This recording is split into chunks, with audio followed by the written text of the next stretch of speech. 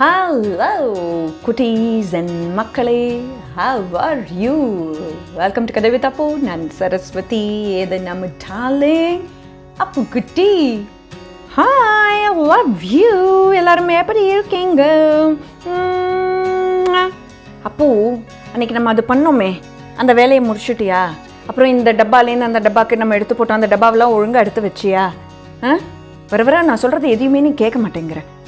சரஸ், சொல்கிறத ஒழுங்கா சொல்ல. என்ன இது அது, அன்னைக்கு இன்னைக்கு ஒன்றும் புரியல. ஐயோ சாரி அப்பு, இந்த வார ஸ்டோரிக்கு நான் அப்படியே ரிஹர்ஸ் பண்ணிட்டு இருந்தேனா, அதனால தான் இந்த கன்ஃபியூஷன். இந்த கதை சொல்லி முடிச்சதுக்கு அப்புறமா உனக்கு நான் கிளியராக இன்ஸ்ட்ரக்ஷன் சொல்கிறேன், சரியா? இந்த வார கதைக்கு போகலாமா? வாங்க.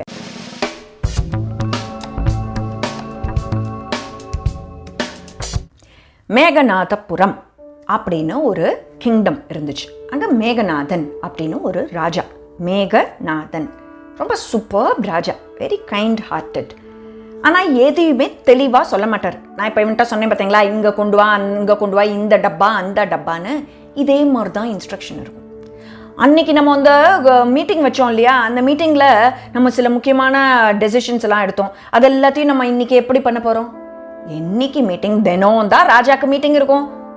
எவ்வளோ முக்கியமான வேலைகள் இருக்கும் அவங்களுக்கு. எதையுமே தெளிவாக சொல்ல மாட்டார். எந்த வேலை கொடுத்தாலும் ஒழுங்காக சொல்லவே மாட்டார். ஆனால் அதை செய்யலைன்னு வைங்க, கோவம் வந்துடும். பனிஷ்மெண்ட் தான். எல்லாருக்கும் ரொம்ப பிடிக்கும் ராஜானா. ஆனால் இந்த ஒரு விஷயத்தினால ஒரே தலைவலி. இதெல்லாம் பார்த்துக்கிட்டே வந்து அவரோட மினிஸ்டர் அந்தரே எப்படியாவது ராஜாக்கு இதை புரிய வைக்கணும்னு ஒரு சந்தர்ப்பத்துக்காக காத்துக்கிட்டு இருந்தார். அந்த சந்தர்ப்பமும் ஒரு நல்ல நாள்ல வந்துச்சு. மந்திரியாரே, நல்ல இப்போ ஹார்வெஸ்ட் எல்லாம் பண்ணணும். நெற்கதிர்கள் எல்லாம் எடுப்பாங்க இல்லையா, பேடி, அதெல்லாத்தையும் வயல்லேருந்து வெளியில பரத்தி வைங்க. 100 காளை மாடுகள், 100 ஆக்சனுக்கு சொல்லிடுங்க. நாளைக்கு அதெல்லாம் மிதிச்சிச்சுன்னா தனியாக நெல் தனியாக கதிர் தனியாக வந்துடும். அதனால நீங்கள் அதை பார்த்துக்கோங்க அப்படின்னோடனே, இதுதான் சரியான டைம் சொல்லிட்டு, அப்படியே ஆகட்டும் ராஜா அப்படின்னு சொல்லிட்டார். ராஜாவும் நல்லா ஒரு 100 பேருக்கு சமைக்க சொல்லிட்டார். ஏன்னா 100 பேர் காளைகளை கூட்டிட்டு வந்தாக்கா, ஆக்சனை கூட்டிட்டு வந்தா அவங்களுக்கு சாப்பாடு கொடுக்கணும் இல்லையா. அதெல்லாம் ஆயிடுச்சு. அடுத்த நாள் காலையில் வெயிட் பண்ணாங்க. இந்த காளை மாடுகள்லாம், ஆக்சன்லாம் வரும் அப்படின்னு சொல்லிட்டு. ஆக்ஸ்னா காளை, ப்ளூரல் என்ன சொல்லணும் பன்மையில்? ஆக்சன். ஆக்சஸ்ன்னு சொல்லக்கூடாது. ஸ்மால் லேர்னிங் இல்லையா? அப்போ வரும் வெயிட் பண்ணா காலையில் 8 மணி ஆச்சு, 10 மணி ஆச்சு, மத்தியானம் ஆச்சு. சமைச்சதெல்லாம் வேஸ்டா போச்சே தவிர்த்து யாருமே வரல, மாடும் வரல. அப்ப ராஜாக்கு பயங்கர கோவம் ஆயிடுச்சு. சாயங்காலம் ஒரு 4 மணி மாதிரி, என்ன மந்திரியாரே, நான் தான் சொன்னேனே இன்னைக்கு வருவாங்கன்னு, எவ்வளோ சாப்பாடு வீணா போயிடுச்சு, வேலைக்கு வேலை ஆகல, எங்க தான் அந்த மாடு அப்படின்னு கேட்கவும் அவரு பொறுமையா சொன்னாரு, வரலையா? நீங்க சொன்னீங்கன்னு சொல்லிட்டு 100 காளை மாடுகள்கிட்ட போய் ஒரு மாடுகிட்டையும் போயிட்டு, நாளைக்கு கதிர் அறுக்கணும், எல்லாம் பண்ணிட்டாங்க, உங்களுக்கு முக்கியமான வேலை இருக்கு, வந்து சேருங்கன்னு சொல்லும் போது மண்டையும் ஒரு மாடும் ஆட்டுச்சு, ஒரு மாடு கூட வரலையா? ஆச்சரியமா இருக்கே அப்படின்னு சொன்னாரு. பார்க்கலாம். சிரிப்பு வருதா? என்ன மாடு மண்டைய ஆட்டுச்சோ? இப்படியா?